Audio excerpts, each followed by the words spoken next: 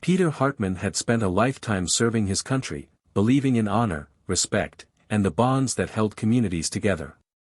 A retired Army veteran, he had seen the worst of humanity in war zones, yet he had always held on to the hope that, at home, people could be better. That was why, when he moved into the quiet suburban neighborhood of Oak Ridge Estates over a decade ago, he thought he had finally found peace. Oak Ridge was a picturesque place, the kind of neighborhood people dreamed of, a collection of well-kept homes, manicured lawns, and quiet streets.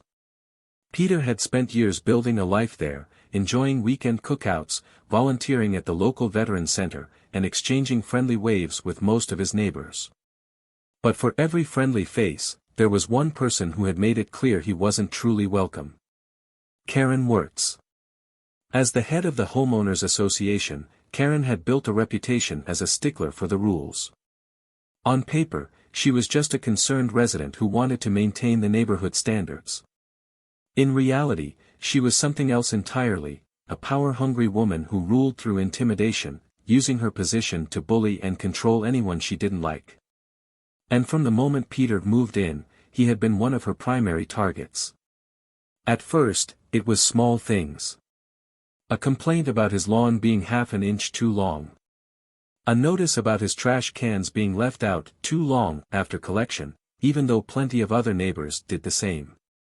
When Peter repainted his shutters, she claimed they were too dark for the neighborhood's aesthetic, even though the HOA guidelines didn't specify an approved color palette. He always complied with the rules, but the complaints never stopped. He had his suspicions about why she was so fixated on him. He had seen the way she looked at him, the barely concealed disdain in her eyes.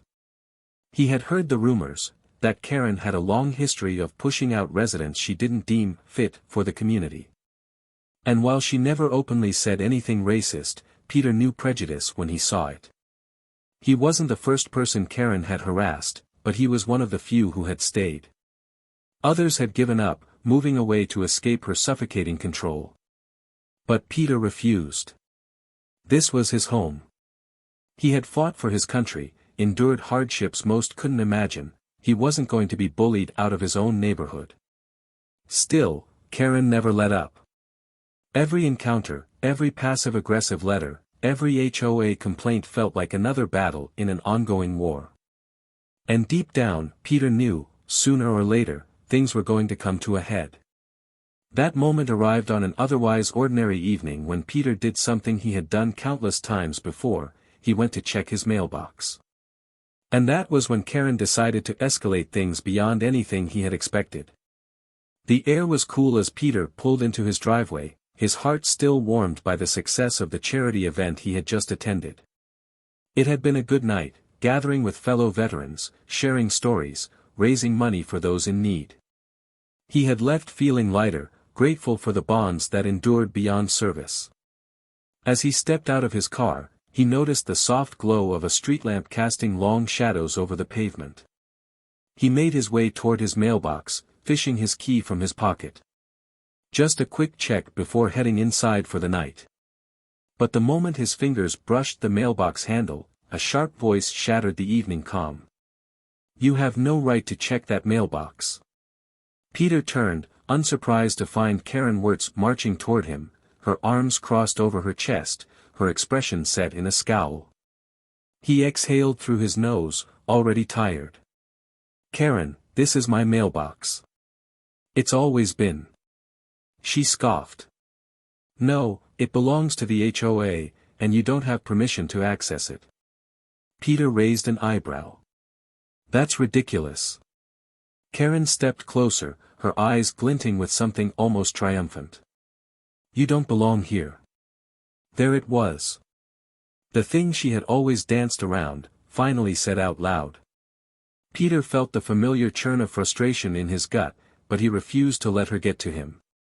He had faced far worse than a bitter, middle-aged woman with too much time on her hands. He turned the key in the lock, determined to ignore her. Then, in an instant, everything changed. Karen spat at him. It wasn't just an insult, it was a deliberate, hateful act. The warm, disgusting feeling of her spit landed on his cheek, and for a moment, Peter just stood there, stunned. 1,000 emotions surged through him: anger, disbelief, disgust. He had been trained to keep his composure in high-stress situations, but nothing had prepared him for the sheer dehumanization of this moment. Slowly, deliberately, he wiped his cheek with the back of his hand, his face unreadable. He locked eyes with Karen, and for the first time, he saw something beneath her fury. Fear. But before he could react, before he could say a single word, Karen took a step back and let out a piercing scream. "Help! Someone help! He's attacking me!" Peter's breath caught in his throat. He watched in disbelief as Karen pulled out her phone, her fingers fumbling as she dialed 911. "There's a dangerous man at my house," she cried into the phone. "He's threatening me. I need the police now." Peter felt a cold chill run down his spine. This wasn't just harassment. This wasn't just an argument. This was something far worse. And he knew exactly how dangerous Karen's lie could be. Peter stood frozen for a moment, his mind racing as Karen's shrill voice filled the night air. "He's attacking me," she shrieked into the phone. "I'm in danger. Please, send someone right now." Peter's hands curled into fists at his sides, not out of aggression, but out of sheer frustration. He had spent decades serving his country, defending people's freedoms, and yet here he was, being framed as a threat in his own neighborhood, at his own mailbox. He had seen men lose everything over accusations like this. He had seen what happened when the wrong people believed the wrong story. His pulse pounded in his ears as he forced himself to stay calm. "Karen, you know that's a lie," he said, his voice even. But Karen wasn't interested in the truth. She clutched her phone dramatically, stepping further away from him as if she were genuinely afraid. Peter could see neighbors peeking through their blinds, some stepping onto their porches, drawn by the commotion. And that was exactly what she wanted, an audience. He didn't know how much time passed before the sound of sirens pierced the air, but it felt like an eternity. Red and blue lights bathed the street as a patrol car pulled up. 2 officers stepped out, hands resting near their holsters, scanning the scene. "There he is," Karen wailed, pointing at Peter as if he were a wild animal that had broken loose. "He attacked me. He's dangerous." Peter didn't move. He had been in situations like this before, where making the wrong move, even an innocent one, could escalate things beyond control. The first officer, a tall man with a buzz cut, narrowed his eyes at Karen. "Ma'am, calm down. We're going to handle this." The second officer, a woman with sharp eyes, turned her attention to Peter. "Sir, did you assault this woman?" Peter took a deep breath. "No, ma'am. I was checking my mail when she started yelling at me. Then she spat on me, and when I didn't react, she called you." Buzzcut frowned. "She spit on you?" Peter nodded, wiping his cheek again. "Yes, sir." For the first time, Karen's confidence wavered. That's not true.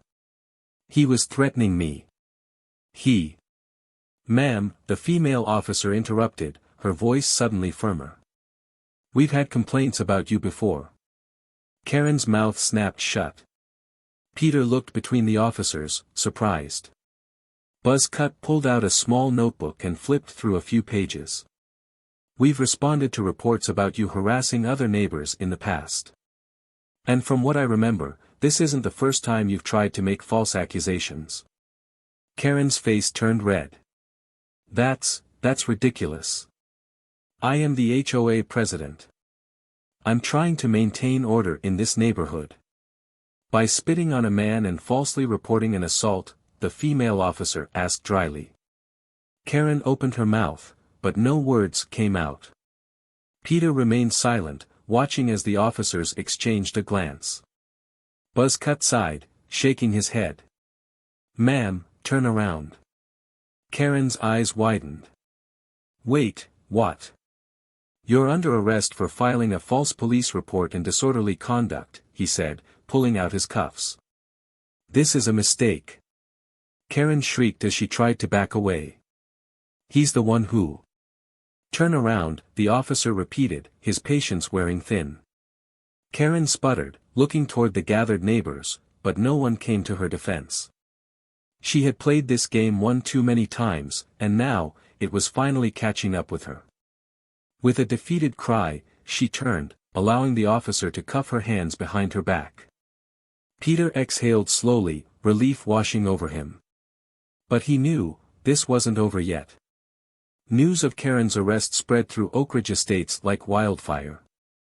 By morning, the once feared HOA president had become the subject of hushed gossip and not-so-subtle stares. Peter woke up to a flurry of text messages from neighbors he barely spoke to, some apologizing for never stepping in when they saw her harassing him, others simply expressing shock at what had happened. He wasn't interested in their pity. He just wanted to move on. Karen, on the other hand, was not ready to let things go. Even from jail, she tried to claw her way out of the situation. She called her lawyer, claiming she had been set up. She reached out to HOA board members, demanding they fight for her reinstatement. But the damage was done. Local news picked up the story: HOA president arrested for harassing Army veteran. It was a PR nightmare. By the time Karen was released on bail, her world had crumbled. The HOA board held an emergency meeting, and within hours, Karen was stripped of her position. The power she had clung to for so long was gone. She had lost her title. She had lost the respect of the neighborhood. And worst of all, she had lost control. Meanwhile, Peter went about his life as he always had. He still checked his mail without a second thought. He still attended charity events, still volunteered, still tried to see the good in people. But something had changed. For the first time in years, he felt like he truly belonged in Oak Ridge Estates. And no one, not even a bitter HOA tyrant, could take that away from him. With Karen Wirtz stripped of her title and facing legal trouble, the neighborhood of Oak Ridge Estates felt different, lighter, as if a storm had finally passed. For years, she had ruled with an iron fist, turning the HOA into her personal tool for control. But now, without her presence looming over them, the community had a chance to rebuild. Peter had never sought revenge. All he ever wanted was to live peacefully in the neighborhood he had called home for over a decade. And for the first time, he could do just that. Neighbors who had once been silent bystanders now approached him with a new sense of openness. Some apologized for not speaking up sooner, admitting they had been too afraid to challenge Karen's authority. Others simply expressed their gratitude for what had happened. Whether they liked to admit it or not, Karen's downfall had been a relief for many. At the next HOA meeting, the first without Karen's presence, the board wasted no time discussing changes. "We need new leadership," one board member said. "Someone who actually represents the people in this community." Murmurs of agreement filled the room. Then, an older woman in the back raised her hand. "I think Peter Hartman should be on the board." The room fell silent. Peter, who had attended just to observe, blinked in surprise. "I second that," another voice chimed in. "Peter's been here for years, and he's always looked out for people." More voices joined in, and soon, it became clear, people trusted him. They saw him as someone who could help heal the divisions Karen had created. Peter hesitated. He had never wanted to be part of HOA politics, but maybe that was the problem. Good people had stayed out of it for too long, allowing someone like Karen to thrive. After a moment, he gave a small nod. "If you all think I can help, I'll do it." A ripple of approval spread through the room. Oak Ridge Estates was finally turning a new page. Karen Wirtz had never been one to accept defeat gracefully. Even after her arrest, even after losing her HOA position, she refused to believe her reign was over. She fought to regain control, filing complaints, threatening lawsuits, even attempting to sway the board members she hadn't alienated.